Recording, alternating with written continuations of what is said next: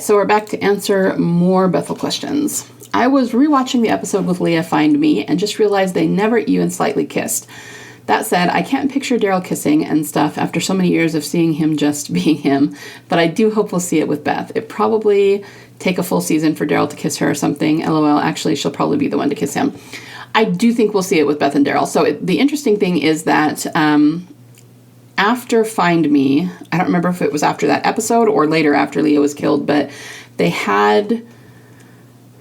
Okay, I'm blanking on the name of the actress that played Leah, but they had her on The Talking Dead with one of the writers, and she had mentioned that they were filming that during COVID, so they had, to keep their distance, and they couldn't kiss or anything. And I think her point was that they had to find other ways to show the relationship since they couldn't actually film a kissing scene. But one of the writers jumped in and said, oh, about that. We purposely did not have them kiss, and it's because we know how sensitive the fandom is about Daryl and his love life, and so even if there hadn't been COVID restrictions, we still would not have done a make-out scene. I thought that was really, really interesting that they wanted to make that clear, that they were not going to have Daryl kiss Leah. And I don't know, I feel like even though, of course, he had a relationship with her and it was pretty obvious that they did have a physical relationship, I feel like they're saving that for Beth. Like, that the only person we're actually going to see him ever kiss is Beth. And I think that's purposeful. And so, yeah, I do think that we will see that. And I hope very much like Rick and Michonne got in episode, what was it? 5, I think, where they just finally connected and we saw them not only sleep together, but just have a moment of, like, finally they're reconnecting, both emotionally and psychologically as well as physically. I think we're going to see something like that with Beth and Daryl because there were so many parallels between Rick and Michonne, the story, and Beth and Daryl. I think that we will see something like that. And yeah, I'm excited for that. I do think that she could kiss him first. Like, I thought about that before. Will he kiss her first? Will she kiss him first? What will it be? And I can see it being her, but I think once she does, he'll just be all in. And I mean, it's also a thing where maybe this is the point of, in my last, one of the last asks in the previous video, someone asked about Daryl and Leah, and I talked about how Gimple wanted to show Daryl maturing in terms of the romance department. I mean, I think that was part of the point of Leah, and before that, I think Daryl would have been really shy and really hesitant to kiss Beth, not because he didn't want to kiss her, but just because he's shy and he's inexperienced. But I think having had a relationship with Leah and having matured a lot as a character, he's going to know what he wants, and he's going to not be as shy as he once would have been, I guess, because he lost Beth once, and once he gets her back, assuming that it's something she wants, he's not the kind of guy to pursue her if it's not something she wants, but we all know that it will be. And I just think he's not going to be shy about pursuing her when he finds her again. And I'm very excited to see that play out. So yes, I completely agree. I think, I do think that we will see that, and I think that they are saving it for when Beth comes back and that we will finally see Daryl kiss somebody, so. All right, next one, kind of long. Boofy777, hello. Can we explore the possibility that the wolves still exist somewhere and that maybe Beth is connected to them in some way? I would love to explore that. I've been doing some rewatches and several things stand out. The wolves group got a huge build-up, very similar to the Saviors and the Whisperers. These two groups took over a season each to conquer. The wolves got so much build-up, beginning at season 5, at Noah's old subdivision, finding walkers with a W on their heads in S5, continuing through the return of Morgan, almost trapped and killed Daryl and Aaron, and then gone in one battle in S6. What? It doesn't seem to follow the pattern of the show, a plot device for Morgan's return and showing his now peaceful ways. I agree. Let's talk about that for a minute. For a lot of seasons, I was very convinced that they were coming back. Then I started to move away from that only because I started to see the wolves as something symbolic, maybe rather than literal. So obviously the wolf symbol is tied to Beth because of the Up the Wolves song, and because every single time we see wolf symbolism, it's tangled up in Beth symbolism. And I do very much think that that's tied up with her. So I could see that the wolves might have been a symbolic foreshadow of something. And wow, I have not talked about this in a long time, you guys, but Denise's interaction with the wolves, I 100% think is a symbolic foreshadow of Beth. And because, oh my gosh, I can get going with a headcanon on this and it will just go for days and days and days.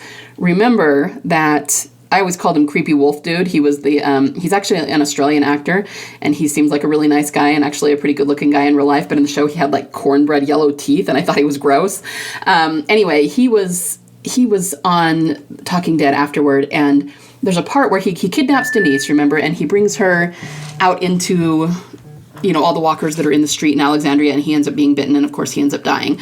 But there's a part where he is just staring at Denise, and it's don't get me wrong, it's very creepy. It's like, dude, stop looking at me like that. But he's looking at her like he's never seen a girl before or something. Like he's really, really enthralled with her. And I'm not going to remember exactly what was said, but Nicotero, our good buddy Nicotero, who likes to drop hints, he was on The Talking Dead too, and someone said, well, he's, the wolf guy, he seemed very enthralled with Denise. I mean, we don't want to say that he was in love with her or anything, but what was going on there? And Nicotero went, no, actually, I mean, I wouldn't say it was some sort of deep, abiding love, because this guy was pretty twisted. He might not have been capable of that, but he kind of was in love with her, like, as much as he possibly could be for who he was. He really liked her and was very enthralled with her.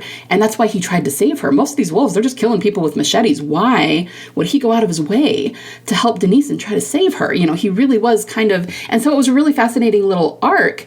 But I think that that's a foreshadow of something to do with Beth. So the wolves may represent the group she's with, because we've talked a lot about how when she returns, she may be... confused for being a villain, and that's because she's going to be with a villainous group. So I'm wondering if the wolves is a villainous group, but there's going to be some sort of really crazy twisted dynamic where you've got a bad guy who's kind of in love with her and kind of obsessed with her, and I think that's going to be part of her arc. And for a long time, there were people who thought that that would be Negan and that he would be obsessed with Beth and would be in love with her, and clearly that was not the case. That's not where it went. People were just knowing that Negan was an upcoming villain, so they were kind of applying him to that, and that's not the way that it went. Could it still go that way? I mean, possibly, because Negan's still on the show, but I'm kind of not feeling that. So yeah, I don't know if the wolves will literally return. Well, the other thing I was going to say is that if they did, I would not mind at all if the wolves literally returned, because I thought they were great villains. I thought they were super interesting.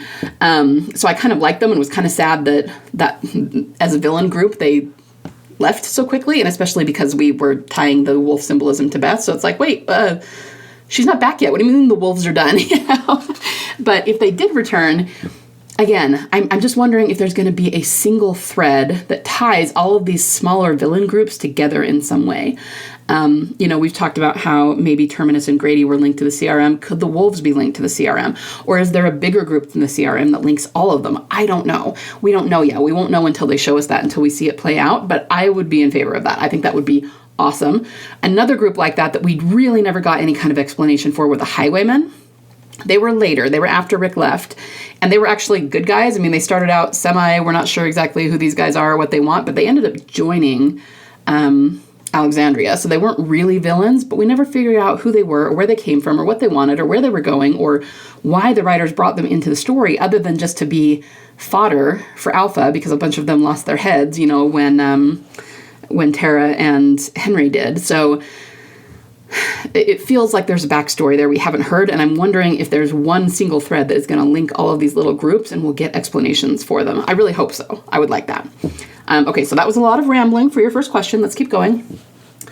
The wolves were very much a part of Morgan's return story. Everything gets a return. Maybe Beth's return story too. Yeah, there's a lot of Beth symbolism around Morgan's return. And so, yeah, I can see that being the case. Dialogue. When Morgan tries to chase them away in S6 without killing them, he tells one of them that if they continue to choose this life, they will die. And the wolf replies, "We didn't choose it. So who chose it for them? Someone else? And if so, who?" Also, Owen mentions to Morgan on their first meet that wolves used to have a bounty on their heads. Does this mean someone is hunting this group? And also their line, repeated numerous times, "Be still," calling back to the episode Still. Yeah,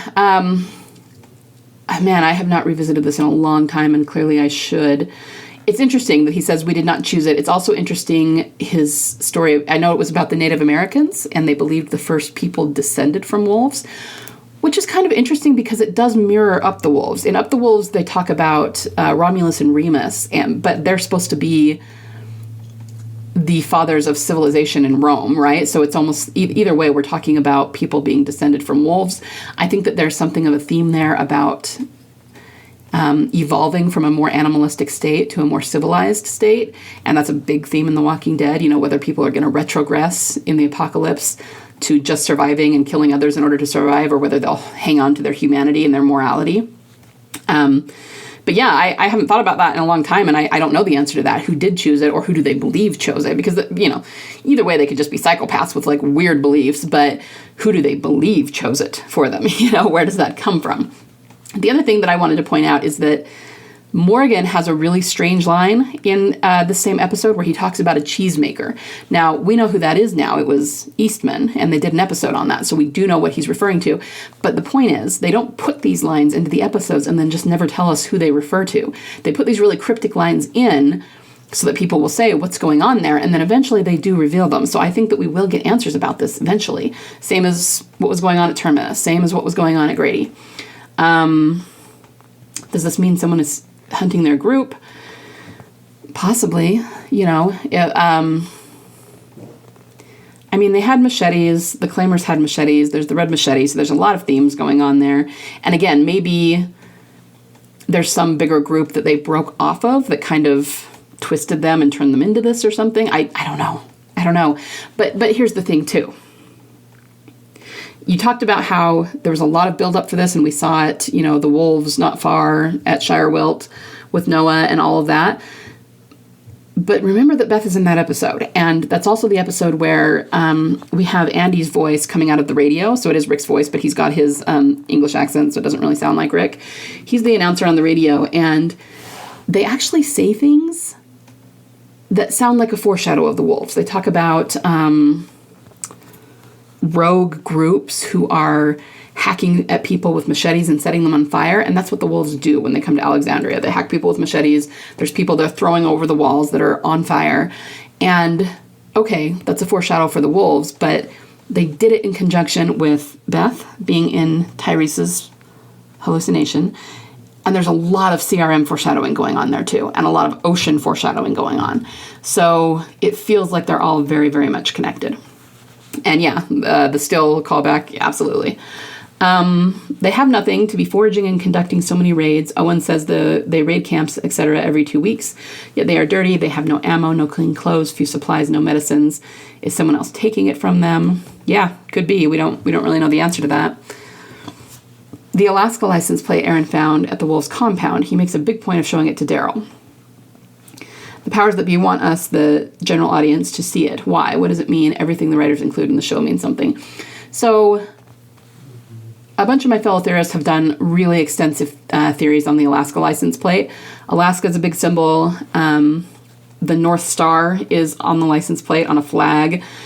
So yeah, we've always kind of,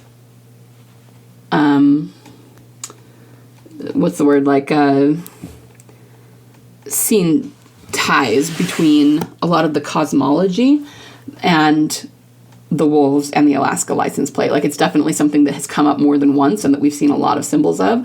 So that definitely tracks. And we don't know exactly what it means, or at least not in terms of the wolves. Did they have that license plate for a particular reason, or did Aaron just show it to Daryl in order to be symbolic? Because if the wolves, and again, the North Star and everything represent Beth, then that is a sign that she will return with a group that either is the wolves or was foreshadowed by the wolves, right?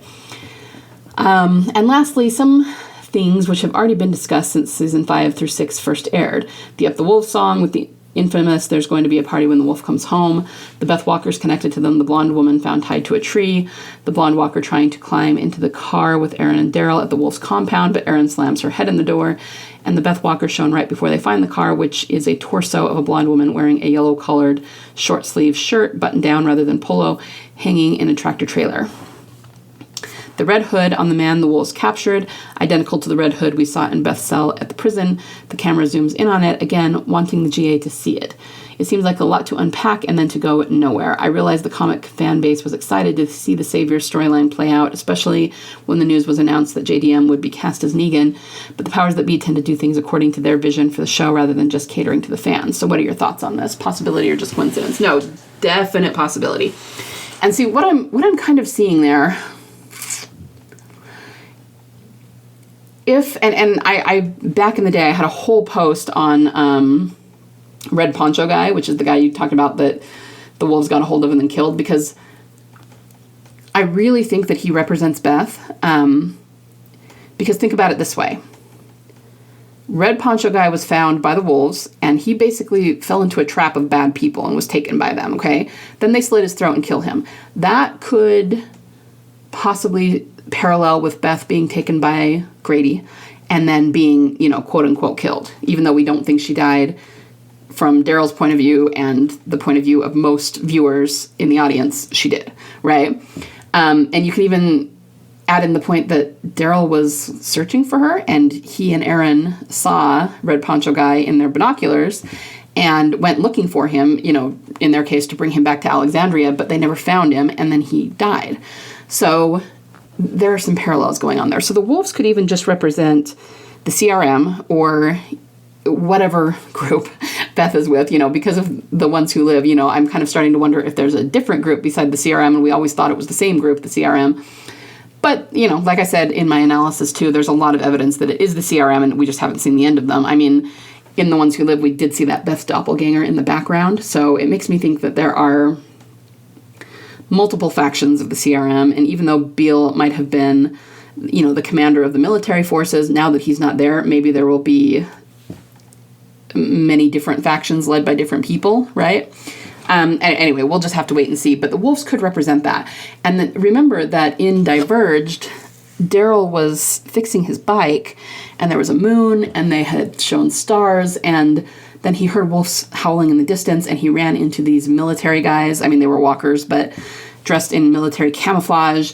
And it just feels to me like he is going to run into either the CRM or something that is incredibly like them, and that's why we're mixing them up, in France or in Europe somewhere. And probably that's going to be the group that Beth is with, and probably that's going to be the group that the wolves foreshadowed in some way. And, it's going to be a lot more clear once we actually see it play out. So even if what I'm saying here isn't quite right, once we see it, we'll be like, oh, that's what it is. That's what that was. And we were either interpreting it right or we were a little bit off. But this is what I kind of think that it was. And like I said, if the wolves come back, literally, we see another group of them, I would actually love that. I would be all for that, because I thought they were super cool villains, and I'm all about the super cool villains, right? I actually don't like villains that are really political as much. So people talk about Negan to an extent, but like people like Lance at the Commonwealth, yeah, he's a psycho, yeah, he's a villain, and I totally see that, but I like the really crazy, visceral, gonna hack you with a hatchet villains better. I just think they're funner to deal with. As probably disturbing as that sounds. Anyway, so yeah, thank you for the question. It was very detailed, and, at the end of the day, we don't really know, but I do think that the wolf symbol is very much at play. Remember that in Daryl Dixon season 1, when he went to the school with the French girl who was, had all the little kids with her and everything, she had so many Beth characteristics, and I didn't even realize it the first time through, but when she came out, all of the kids were howling at her as though they were wolves. So it was like she had kind of trained them to do that, and it was just like what they did. It was like a rallying cry for them. And so it was just kind of funny and kind of cute, and they all did that, and that's how you could tell they were kind of all this big family that took care of each other. But it was a wolf symbol. And this young woman was exactly like Beth and had so many Beth characteristics. And I think that too was a foreshadow. So the symbolism is still very, very much in play. And we're just waiting to see it play out, basically. But I'm really excited to see how it does play out. And then we can go back and look at season 6 and be like, okay, that's why they did this. And that's what they were trying to show us. And that's what they were foreshadowing and all of that. So yes, thank you very, very much for that ask. That's very interesting. Okay, we're going to stop there for today. I've gone a little bit over, but I will be back to answer more.